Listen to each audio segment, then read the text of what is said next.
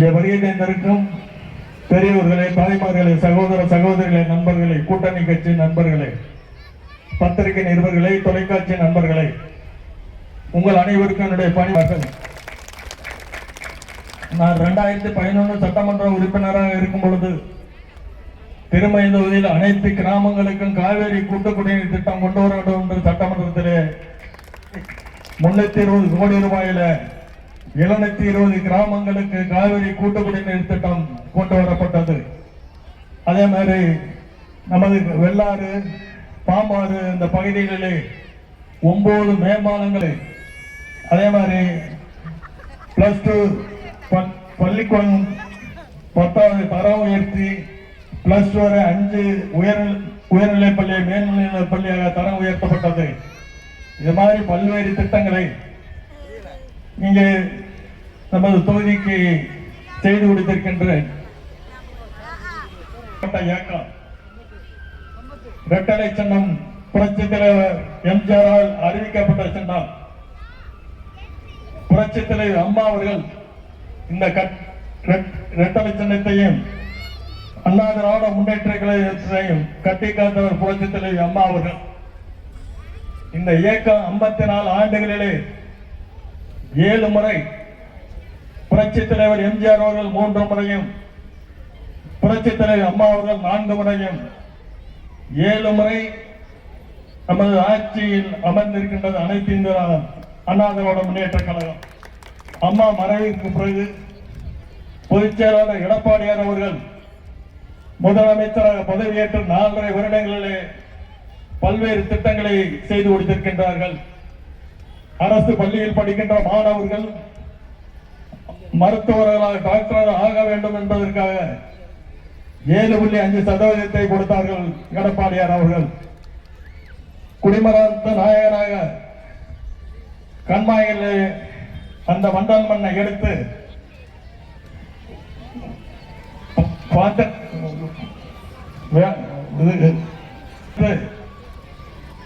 விவசாயத்திற்கும் மண்பாண்ட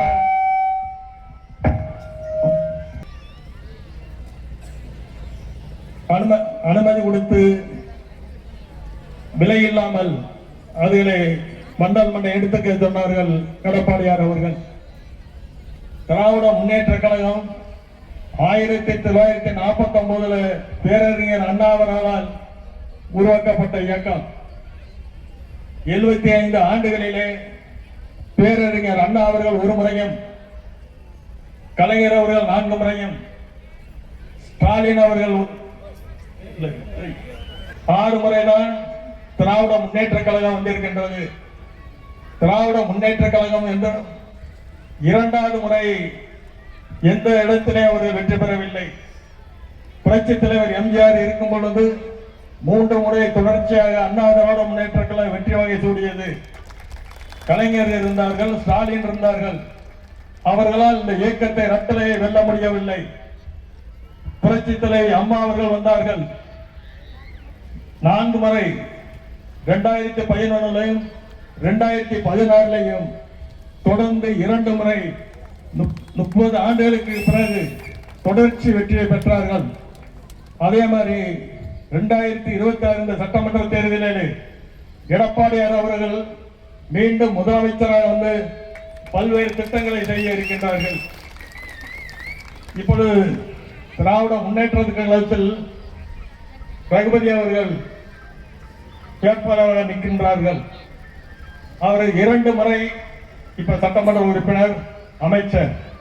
97 அனைத்து இந்திய அண்ணா திராவிட முன்னேற்ற கழகத்தில் புரட்சி தலைவி அம்மா அவர்கள் அவர் அறிமுகப்படுத்தப்பட்டு புரட்சி தலைவி அம்மா அவர்களால் அவருக்கு அமைச்சர் பதவி கொடுக்கப்பட்டு அமைச்சராக இருந்து பிறகு அம்மாவுக்கு துரோகம் செய்து இந்த இயக்கத்தில் இருந்து ரகுபதியை தூக்கி எறியப்பட்டார்கள் அம்மாவால். அப்படிப்பட்ட ரகுபதி இன்று பல்வேறு இதுகளை பேசுகின்றார். 2011 சட்டமன்ற தேர்தலில் நான் வெற்றி பெற்று 16 வரை இந்த பகுதியில், இந்த ஊரில் இல்ல 4.5 ஆண்டுகள் மன்னார்குடியில் இருந்தார் என்று பொய்யான கருத்தை சொல்கின்றார். அவர் 2001 சட்டமன்ற தேர்தலில் ராதாகிருஷ்ணன் தோல்வி அடைந்து விட்டு 2016 வரை இந்த பகுதியிலே அவர் வரவில்லை. புதுக்கோட்டையில் இருந்து கொண்டு திருமயத்தில் அவர் வரவே இல்லை. திருமயத்திற்கு வராமல் பொய்யான தகவலை பரப்புகின்றார். 2016 சட்டமன்ற தேர்தலில் ரகுபதி அவர்களும் நானும் தான் போட்டியிட்டோம். அப்ப சொல்லியிருக்க வேண்டியதான 4.5 வருஷம் மன்னார்குடியில் இருந்தார் அப்படின்னு சொல்லாமல் 2021 தேர்தலை சொல்லாமல் இப்பொழுது 2026 அவருக்கு ஞானோதயம் மறந்திருக்கிறது. அதே மாதிரி அவர் பொய்யான அவர் என்ன சொல்றாருன்னா 2016 என்னோட குறைஞ்ச வாக்குல இவர் இதெல்லாம் பேசிக்கிட்டு வர்றாரு ஒவ்வொரு இடத்துல. அதுக்கான பதில் சொல்ல வேண்டியது இருக்கு.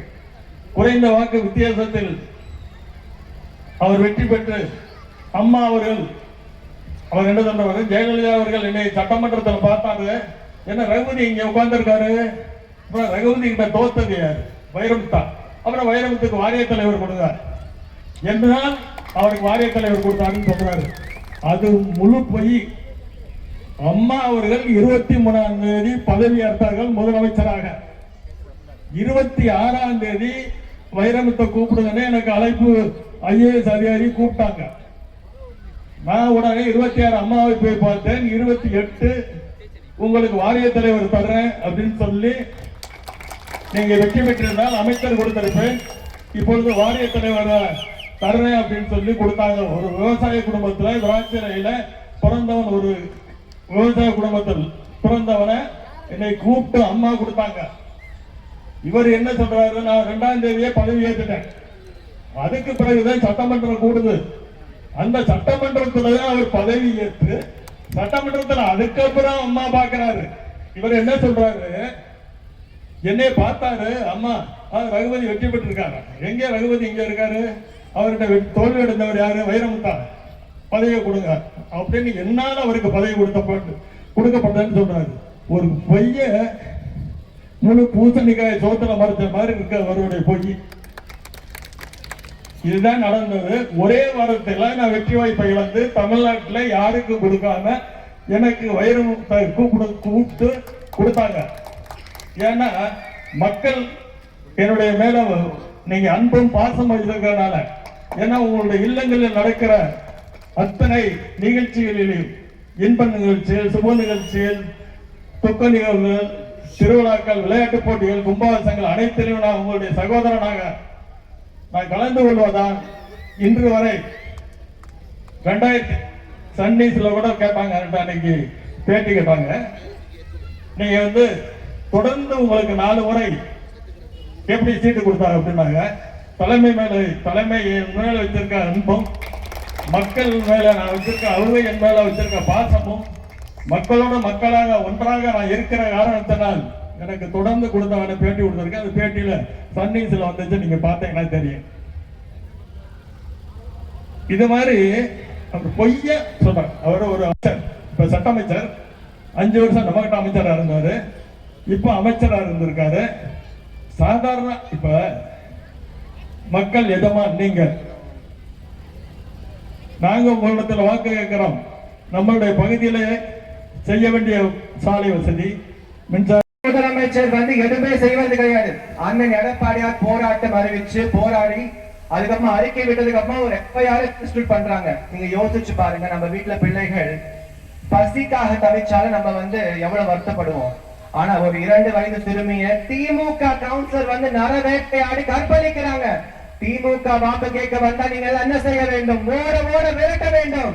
திமுக காரங்க எந்த சின்னம் காட்டுவீங்க, திமுக காரங்க வந்தா ரெட்டையை காட்ட வேண்டும், அந்த வைரமுத்துக்காக வெற்றி சின்னத்தை காட்ட வேண்டும்.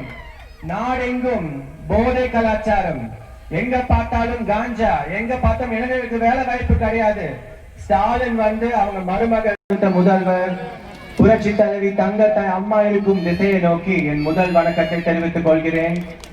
முன்னாள் முதலமைச்சர், புரட்சி தமிழர், வருகின்ற காலகட்டத்தில் என்றென்றும் முதலமைச்சராக திகழப் போகின்ற அண்ணன் எடப்பாடியாரை வணங்கி, இந்த மண்ணின் மைந்தர், ஆளுமை மிக்க தலைவர், ஆற்றல் மிக்க உங்க குடும்பத்தில் ஒருவர் வைரமுத்து அண்ணனை வழங்கி உங்கள் எல்லோருக்கும் நான் உறுதியாக சொல்லுகிறேன், மக்கள் தீர்ப்பே மகேசன் தீர்ப்புன்னு சொல்வார்கள்.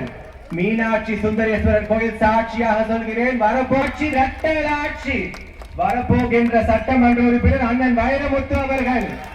நான் இன்னும் ஒரு படி மேலாக சொல்கிறேன், ஒரு திருநங்கையாக சொல்கிறேன், அத்தனை கோயிலுக்கும் போய் வந்திருக்கேன், அமைச்சராக வரப்போகின்ற நபர் அண்ணன் வைரமுத்து அவர்கள். இது நான் சாதாரணமாக சொல்லல, அவர் பேசும்போது ஒவ்வொரு வார்த்தையும் உன்னிப்பாக கவனிச்சேன். அம்மா வழியில் வந்த அம்மாவில் கண்காணிப்பு பணி செஞ்ச அண்ணன் எடப்பாடியார் ஆசை பெற்ற ஒரு விசுவாசமான தொண்டன் தான் அண்ணன் வைரமுத்து அவர்கள். இப்ப திமுக ஆட்சியில இத்தனை பெண்மணிகள் வந்திருக்கீங்க, தாய்மார்கள் வந்திருக்கீங்க, யோசிச்சு சிந்திச்சு நீங்க வாக்களிக்க வேண்டும். 2 வயது குழந்தை அண்ணன் ஒரு சிறுமி தூக்கி வச்சிருக்காரு. 2 வயது குழந்தை